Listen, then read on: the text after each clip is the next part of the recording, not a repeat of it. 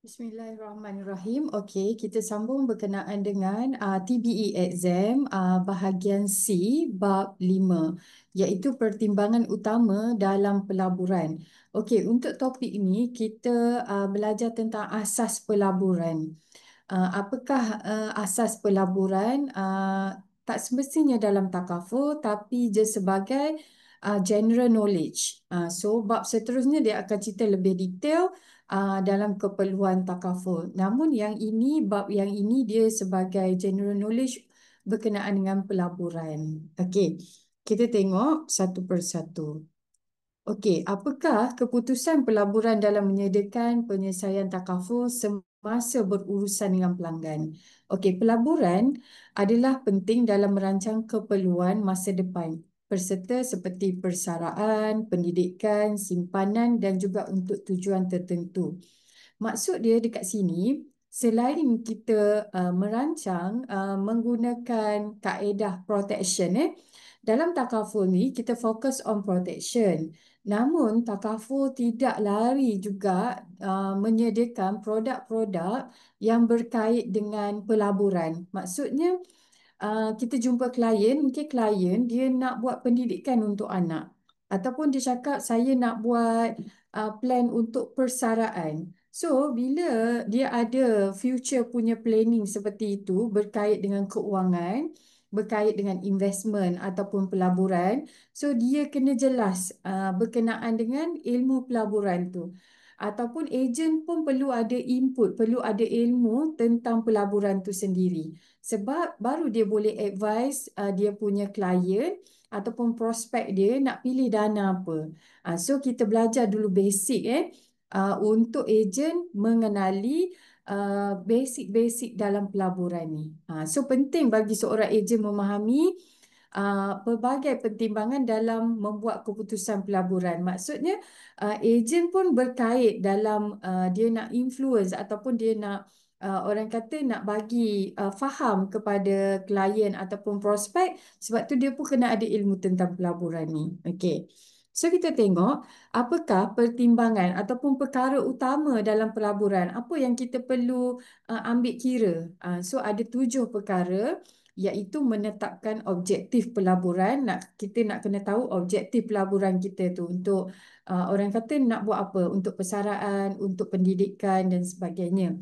Lepas tu kesediaan dana. Kita ada dana ke untuk buat investment tu? Toleransi risiko, jangka masa pelaburan. Maksudnya kita nak buat jangka masa pendek, panjang. Lepas tu setiap pelaburan tu dia ada berkaitan dengan cukai, prestasi pelaburan tu, dana-dana tu dan sebagainya serta kepelbagaian. So kita pergi satu persatu. Okey, dalam kita nak tetapkan objektif pelaburan ni, memahami objektif pelaburan memberikan gambaran yang jelas tentang bagaimana dia nak teruskan urusan dengan melibatkan pelanggan dan membuat keputusan pelaburan seterusnya. Maknanya bila kita faham objektif, so baru kita tahu nak melabur macam mana. So dia berkaitlah dengan keputusan jangka masa, keputusan untuk kita nak tetapkan untuk yang ke depan. So kena tahu objektif dulu. Seorang individu mungkin mempunyai satu atau lebih. Maksudnya contoh gini, dia mungkin dia nak buat, dia kata dia nak protect dia punya income. Tapi dalam pada masa yang sama, dia nak juga ada tabung persaraan. So bila dia cakap macam tu, that mean kita sebagai agent, kita kena tahu dah produk apa yang sesuai dan macam mana nak present, nak convince tentang apa yang kita proposekan. So dia balik kepada fokus dia, fokus prospek tu tadi. Okey, baik. So, dalam kita nak mempertimbangkan pertimbangan utama tu apa dia? Okey, untuk objektif pelaburan ni pertama dari segi keselamatan, kedua dari segi pendapatan, pertumbuhan jangka panjang, portfolio seimbang, spekulasi, inilah perkara yang kita pertimbangkan. Okey. So kita pergi lebih detail. Dari segi keselamatan, individu ini bersifat konservatif.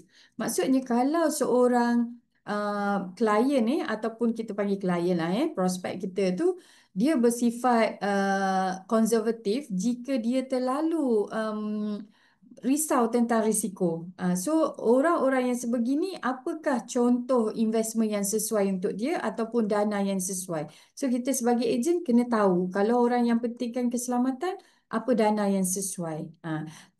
Contoh seperti fixed deposit ke, deposit tetap seperti sukuk ke yang memang ada guarantee, bond kerajaan dan sebagainya. Yang itu untuk orang yang pentingkan keselamatan. Dia orang yang natural, dia tak agresif. Okey.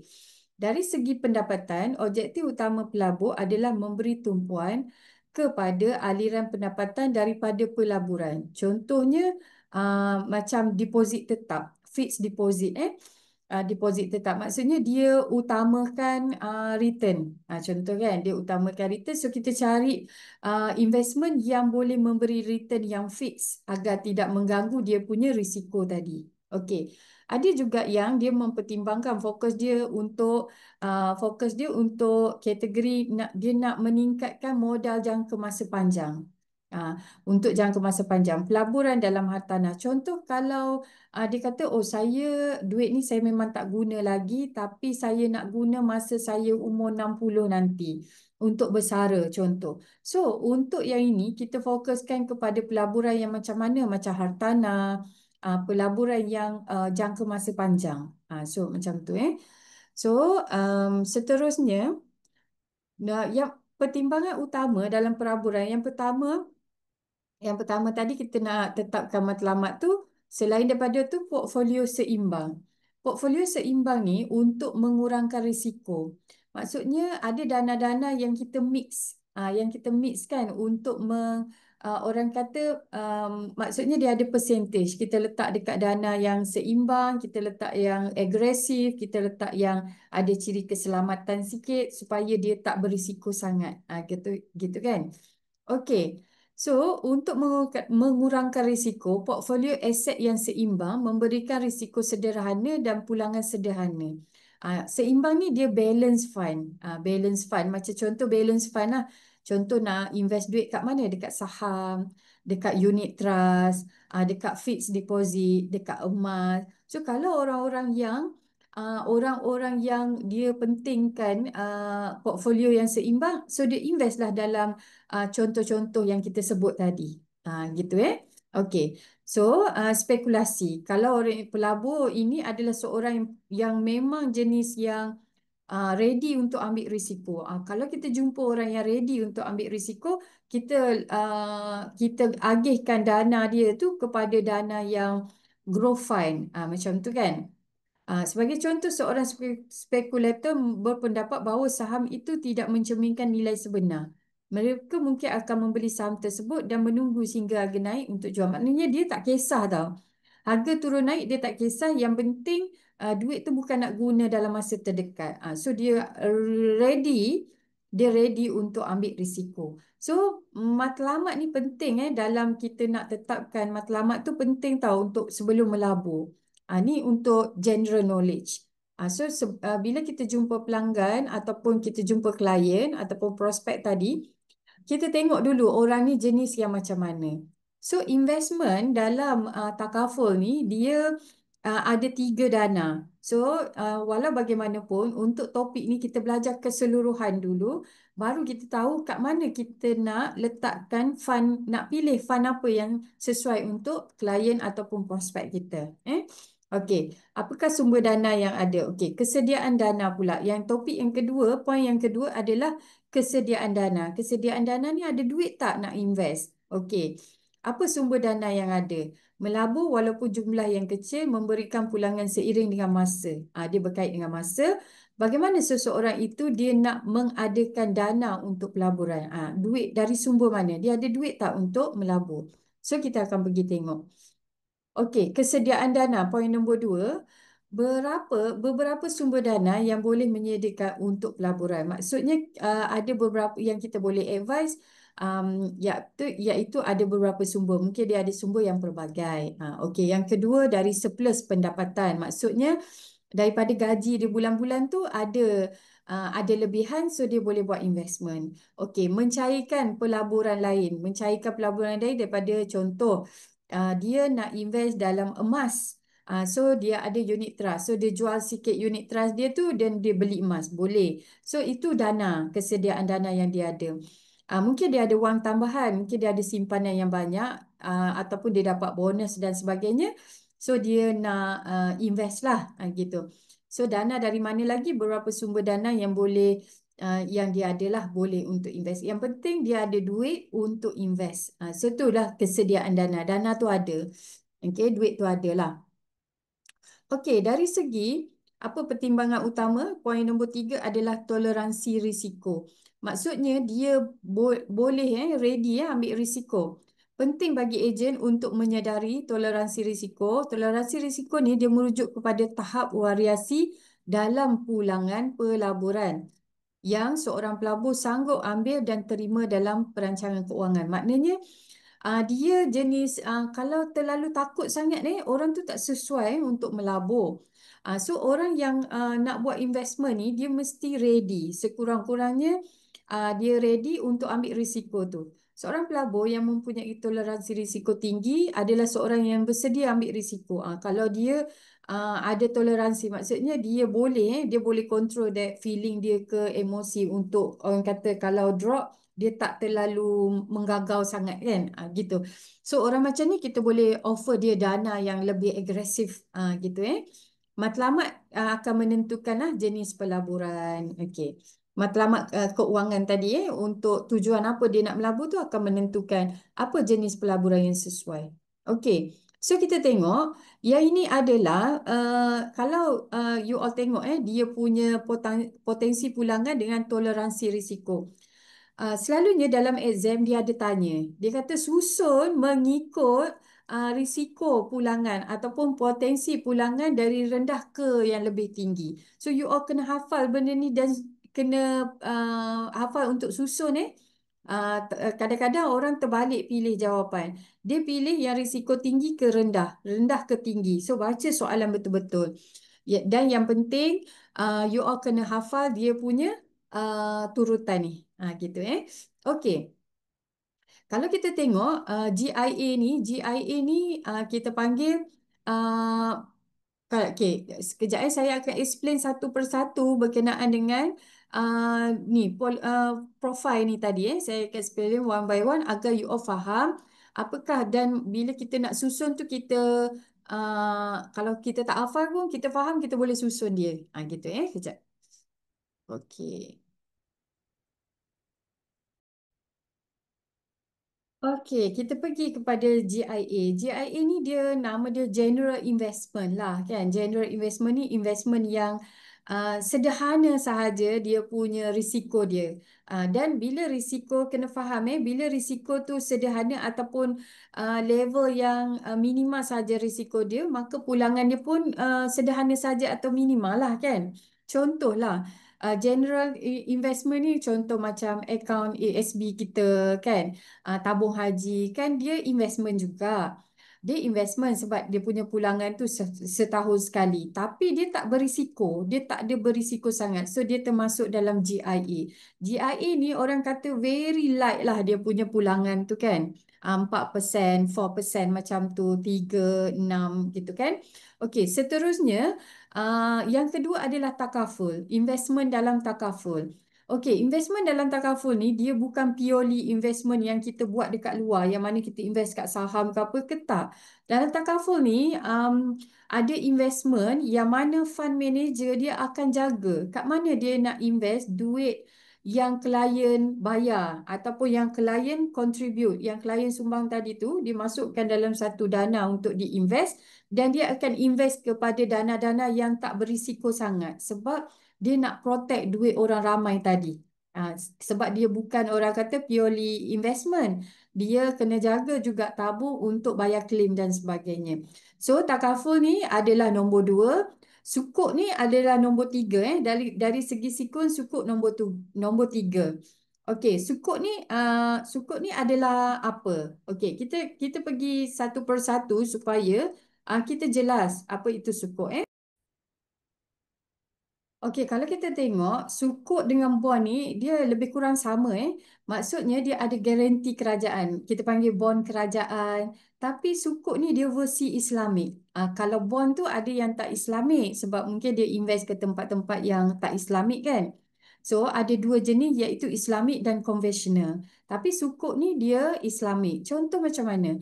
Contohlah kalau kerajaan dia ada nak buat kita panggil apa nak buat lebuh raya contoh. So dia ada projek yang dia nak buat dan dia buka kepada orang yang nak beli sukuk ataupun bond tadi. So mereka akan bagi pulangan seperti yang mereka akan peruntukkan lah berapa return yang akan dapat untuk tempoh tertentu. Itu maksud dia sukuk. Adakah dia boleh dibeli ataupun kita nak memohon sukuk ni bila-bila masa saja? Tidak dia jika ada dia buka saja. Jika jika sukuk dana sukuk tu dibuka barulah kita boleh mohon. Tapi dia tak open kadang-kadang tak open to public sangat. Open to kita panggil corporate ke itu depends lah. Gitu kan. Maksudnya depend kepada projek-projek yang nak dibuat. Selalunya dia guarantee by government. Okay. Kalau properti ni pula, next kita pergi nombor 4 properti ni, biasalah harta harta tanah lah kan. Ini investment atas harta tanah. So dia semakin meningkat tu, pulangan dia memang makin tinggi tapi makin meningkat ni risiko dia. Seterusnya unit trust, semua orang tahu unit amanah. Dan juga yang paling tinggi potensi pulangan adalah share lah, iaitu saham. So you all boleh hafal ni untuk nanti soalan dia akan tanya susun mengikut urutan yang betul Okey. Pengorbanan pulangan risiko semakin tinggi risiko, semakin tinggi potensi pulangan. Kalau kita ready untuk ambil risiko, insya-Allah kita boleh dapat pulangan yang lebih tinggi. So itu kena faham gaya setiap prospek ataupun klien kita. Okey, so kita tengok poin nombor 4 apa yang dipertimbangkan lagi iaitu jangka masa pelaburan. Nak jangka pendek ke panjang ke sederhana dan sebagainya. Okey, jangka masa pelaburan merujuk kepada jangka masa keseluruhan yang dijangka oleh seseorang untuk melabur lah kan. Okey, boleh diklasifikasi sebagai dia ada jangka masa pendek, sederhana, panjang. Okey, semakin pendek, pendek masa seseorang tu melabur, dia kurang berisiko lah. Sebab dia risau, dia takut. Sebab tu dia tak boleh nak ambil long term. Tapi semakin panjang orang tu ready untuk melabur ataupun dia memang ada duit, semakin panjang, so semakin tinggilah dia punya return lah kita panggil pulangan dia tu. Tapi namun tinggi jugalah risiko. So depends pada orang yang berani untuk ambil risiko tu. Okey. So yang ni kalau jangka pendek ni dia tempoh dia kurang dari 3 tahun. Contoh kita buat fixed deposit. Okey, kita pergilah mana-mana bank dekat Malaysia ni. Kita kata okey saya nak buat fixed deposit, saya nak letak dalam fixed deposit. So you boleh pilih 3 bulan, 6 bulan, 1 tahun, 2 tahun. Tu untuk jangka masa pendek lah. So yang itu fixed deposit ni selalu dekat bank. Lepas tu dia punya rate tu fix. Katakanlah dia kata kalau you ambil 3 bulan, you dapat 2% contoh. So, kita akan dapatlah seperti yang dijanjikan itu. Dia fix tau. Okay. Lepas tu, dia ada Islamik dan konvensional. Itu biasa memang ada pilihan. Kalau kita orang Islam, kita pilih yang Islamik lah Okay. Jangka masa pertengahan ni antara tempoh 3 hingga 10 tahun kalau yang medium punya. Okey, pertengahan ni 3 hingga 10. Kalau jangka masa panjang, dia memang nak invest lebih 10 tahun. Dia ready untuk invest lebih 10 tahun. Maknanya dia memang peruntukkan duit khas lah untuk investment tu. Persaraan dan sebagainya. Okey, berkait dengan cukai pula, ada yang pelaburan-pelaburan ni yang dia memang apa orang kata boleh waive tax, boleh declare untuk tax dan sebagainya. Itu perlu. Ada juga sebab penting. Sebab kalau boleh duit kita tu biarlah dia boleh waive income tax. Contoh antara yang mungkin tak ada dalam ni tapi sebagai input saja. Contoh kalau kita invest dalam PRS untuk kita punya pencen lah macam tu. PRS ni dia boleh claim untuk income tax. So kita tengok juga apa-apa investment yang lain yang ada lagi. Okay, so you all boleh tengok dekat luar lah. Ini just general knowledge saja.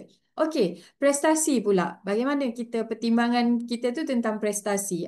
Maksudnya return lah gitu kan, prestasi dana dia tu. Pulangan bersih berbanding pulangan kasar, dia ada pulangan bersih, pulangan kasar, pulangan keseluruhan berbanding pulangan harga. So, pulangan bersih adalah pulangan setelah dipotong semua yuran, kos dan cukai. Contoh bila kita buat investment, dia akan ada yuran, dia akan ada fee, investment fee. Dia ada kos, dia ada cukai, semua tu macam company dia akan beritahu siap-siap berapakah charges yang dia ambil untuk perkara-perkara ni. Sementara pulangan kasar ni dia tak tolak lagi. So tu basic je knowledge tu. Kalau katakanlah kita buat investment contoh unit trust dalam takaful, dia ada charge yang macam contoh kita upah orang untuk jaga fund kita. Okey, sebab tu kalau kita tengok tadi takaful, dia safe, dia selamat dia punya return tu safe, dia sama lebih kurang level dengan sukuk juga, lebih kurang dengan GIA sebab dia ada dana. Dia ada fund manager yang jaga. Unit trust pun sama, dia ada fund manager. So ada charges sikit lah. Namun kita tak perlu pening kepala sebab fund manager yang akan bantu kita untuk jaga dana tu. Kat mana nak invest, kat mana dia nak cari tempat investment, dia orang yang pening-pening kepala untuk benda tu. Kita hanya bayar upah dia saja. So sebab tu dia panggil fee ataupun yuran tu. Okey, pulangan keseluruhan berbanding pulangan harga. Pulangan keseluruhan ni mengambil kira pendapatan, keuntungan dan dividen. Pulangan harga ni dia mengambil kira peningkatan modal. Contoh, bila kita invest, kita letaklah 100,000. 100,000 tu adalah modal kita. Tapi kalau kita kata pulangan keseluruhan ni modal campur dividen, modal campur return, keuntungan.